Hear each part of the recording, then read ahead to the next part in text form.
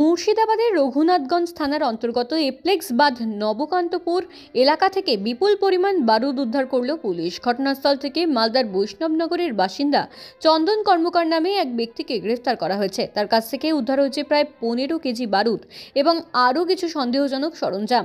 ঘটনায় এলাকা জুড়ে চাঞ্চল্য ছড়িয়েছে। পুলিশ সূত্রে জানা গেছে, গোপন সূত্রে খবরের ভিত্তিতে রঘুনাথগঞ্জ থানার একটি বিশেষ দল সোমবার সন্ধ্যায় ওই এলাকায় অভিযান চালায়।